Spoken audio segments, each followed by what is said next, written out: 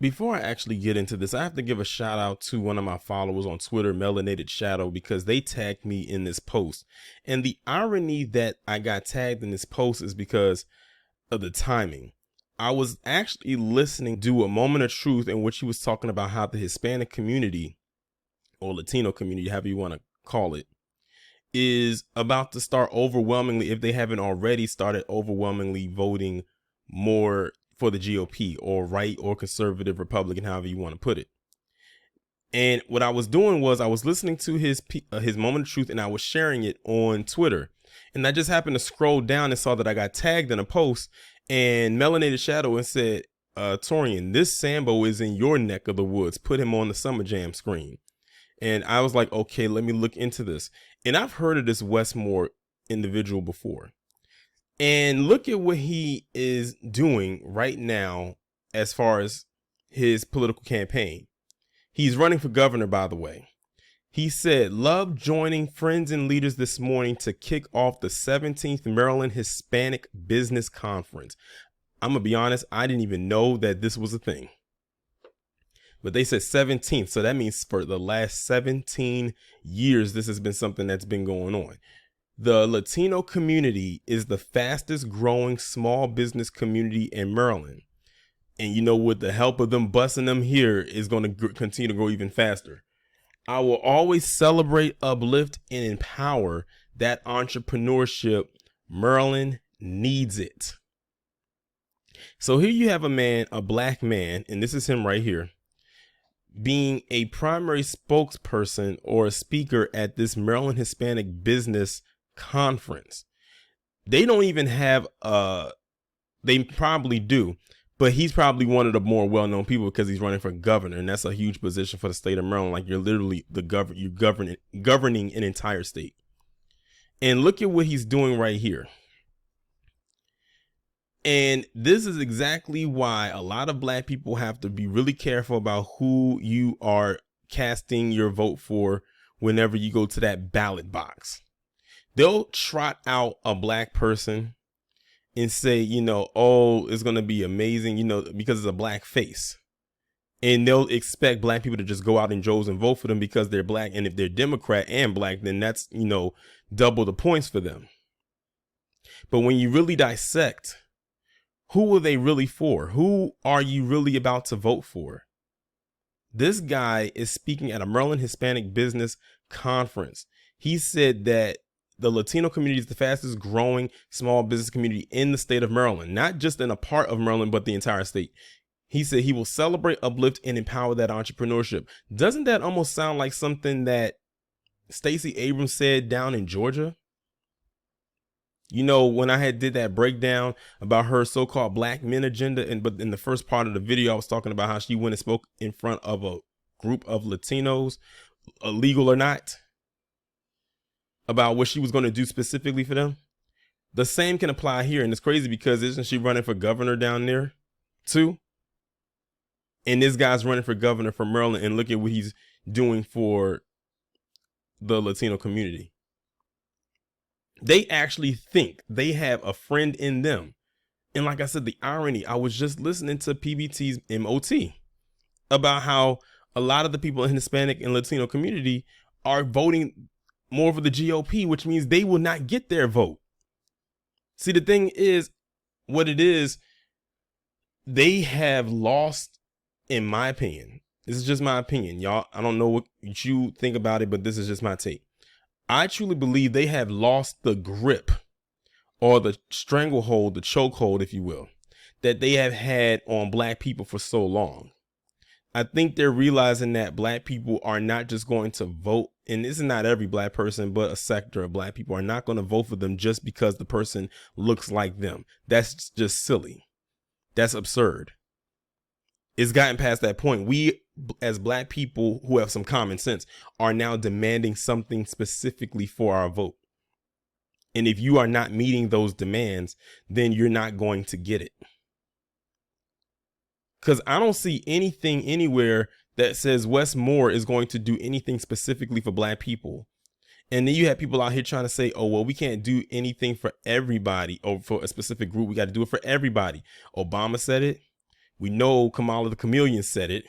And all these other little plants are doing the same thing, but then they'll turn right around and do the complete opposite of what they said, contradict themselves and lie and do everything for everybody else.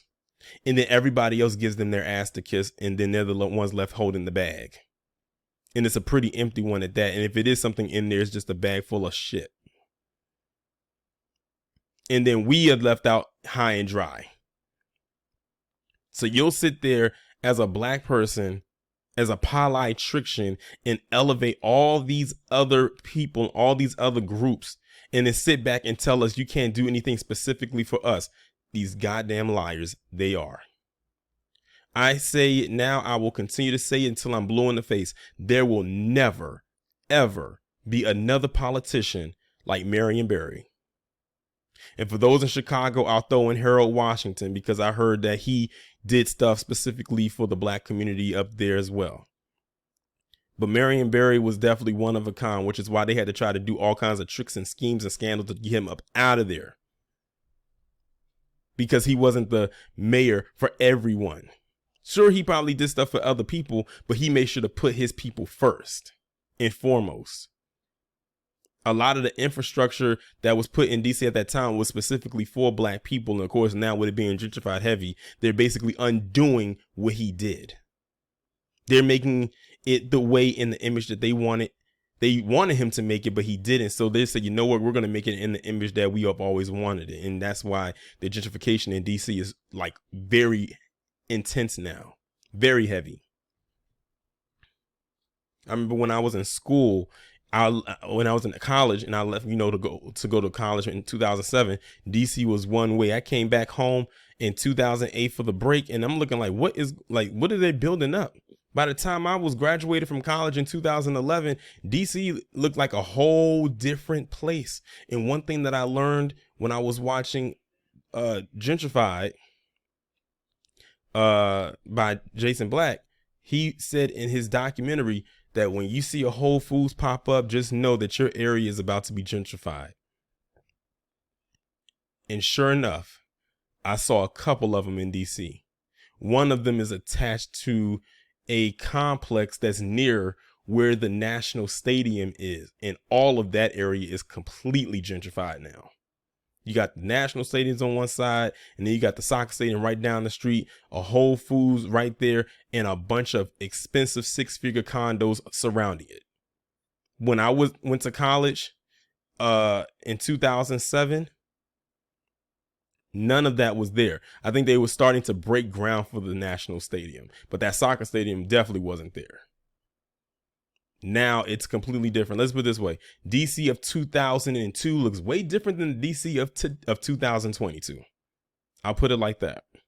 The only really upscale part of DC that was around in 2002 was Georgetown, or anywhere in that area. The rest of it was very much still Chocolate City. Now it looks more like Swirl City. But now it's going to be looking like Caramel City in a second. But back to this guy right here, Wes Moore.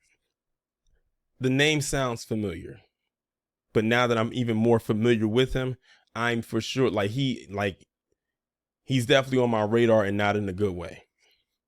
And see, what they're banking on is that black people are going to come out and vote for him in droves. Why? Because if I'm not mistaken, if he does become governor, he will be the first black governor for the state of Maryland, because Larry Hogan is stepping down. Like, he's not running again. So this is going to be a whole new governor, whether he wins or whoever he's running against wins. That's going to be the new governor for the state of Maryland. I don't know if it's because if Larry Hogan can't run again, or if he's just stepping down because he's tired. He's out of it. He's just done with it. So they're banking on black people to vote for him on a quote unquote historical front. Oh, if you vote for me, I'll be the first black governor. And, that's good for him. That doesn't do ish for us. We see who he's doing it for. But they'll sit up there and say what they can't do for black people. And these are other black people telling black people that to their face. And unfortunately, you'll still have some brain dead Negroes that'll still go out and vote for them because they hate the other side so much. Well, we know that they not going to do nothing they aren't going to do anything for us. So the thing is, don't vote at all. But then they'll come and say, well, if you don't vote, that's like a vote for them. That's a bunch of BS too. I hate that. That's another seed, a mental seed they planted in black people's head for them to peddle out there to try to guilt trip black people to go into voting a particular side. Now, it's something else that Professor Black Truth said in his moment of truth when it came to the Hispanics, and he had mentioned Tiffany Cross, and I actually quoted him when I shared the tweet. So Tiffany, since you want to lecture black people, black men in particular, in saying, you know, we're going to vote for the oppressor and try to shame us for voting for the other side, even if we're not, because in their mind, if we're not voting Democrat, we're just automatically voting for the other group. And if we're not voting at all, we're still voting for them, which is ridiculous. So Tiffany, my question to you is, are you going to shame the Latinos and Hispanics if they vote for the quote unquote oppressor or nah? We know that she's not going to do it, but I figure we just ask Big Sister Loudmouth, and she has to have a word and take on everything that doesn't require any vocals from her. We know she's not going to say it, but I figure I just ask. You never know. She might actually say something, but I know that she won't. Her paymasters won't allow her to do it. They'll let her have all the smoke in the world when it comes to black people. But when it comes to other groups, she's going to be quiet as a little mouse, like the little mouse that she is. Well, I take that back. Mice aren't loud. But as far as this Wes Moore character and seeing how this is close to home, because this is in the state that I'm in, he would never get my support, ever. And hopefully he, like Stacey Abrams, falls flat on their face come November. They are telling you, black people, to your face, who they are supporting, who they want support from. They're not coming to you. This guy they don't, as far as I know, have a Maryland Black Business Conference. Like I said, I didn't even know this existed. But they'll get out there and they'll not so much tap dance with them, but they'll dance, do the salsa and bop their head to a mariachi band while shaking them maracas and clicking them castanets and slapping them spoons on their kneecap for these other groups. But when it comes to us, crickets. Oh, they'll tell us what they can't do for us. Remember, Kamal the Chameleon said specifically, he said, so you can't sit up there and ask me what I'm going to do for black people? No. But when it comes to these other groups, yes. Same with the others. They are no different. They are all the same. They are all reading and playing off of the same playbook. It seems like black people, not all, are the ones who didn't read the fine print, though. But maybe I can be proven wrong.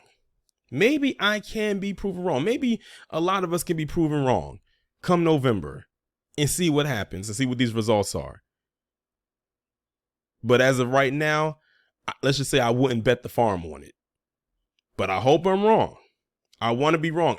This is one of them cases where I want to be wrong so bad when it comes to how black people are going to vote come November. If this guy loses and Stacey Abrams loses, there might actually be some hope there. That means whatever we're putting out there has been effective. Now, what will be even more funny is if they lose and you see all these pundits and all these shills, heads literally explode like in that scene from that movie, The Kingsman. If y'all seen that movie, you know exactly what scene I'm talking about. But we shall see what happens. But as of right now, I'm not holding my breath. I had to throw this part in here. This is actually a couple of days after me recording the part that you just heard, and I'm bringing it over to this because this actually just came to my attention when that thread kind of popped up about Wes Moore. So apparently there was a debate that was held or supposed to be held at Morgan State University. Now, of course, if you aren't from the state of Maryland, Morgan State is an HBCU, and I believe there's only 3 HBCUs in the state of Maryland. That's Morgan State, Bowie State, and University of Maryland Eastern Shore. It might be another one in there, but I know those 3 off of the top of my head. So there was a debate that was supposed to be happening at Morgan State University, and it was a debate between Wes Moore and Brian Cox, who you see right here in the picture. This is for the governor's spot in the state of Maryland to take the place of Larry Hogan. Now, apparently, Wes Moore did not show up to the debate, or he skipped out on it to make an appearance on some kind of television program. I'm not entirely sure, but this is what was told to me. And Brian Cox showed up. So if he was to get the upper hand, it wouldn't be Brian Cox's fault. It would be Wes Moore's fault. And then on top of that, what makes this even more worse is look in the background. Look in the background. What do you see? And then on top of that, like I said, Morgan State is an HBCU, and Wes Moore is a black man, and he didn't even have the decency to show up. Now, I think they said they ended up rescheduling the debate for sometime in October. I'm not entirely sure all the details, but Wes Moore wasn't there. Look at it. It says Trump-backed candidate courts black voters at Maryland's largest HBCU. Just that title alone lets you know that someone was not there that was supposed to be there. Well, like I said in the previous part of the video, you see who he was catering to. So Maryland right now is in a bit of a debacle. You have a person like Wes Moore who is catering to the Latinos to get their vote, even though we have seen so many videos of them wanting to be more right leaning. Then you have this guy, Brian Cox, and you see in the background who his support is coming from. So it'll be interesting to see how all of this ends up turning out in the end. Y'all let me know what you think down in the comments. Hit that subscribe button. Hit the bell twice to be notified. And if for any reason the bell is not working, I upload my videos in a Premiere style format. You can click the notification button that'll be located on the thumbnail. The links will be down in the description. I will talk to you in the next one.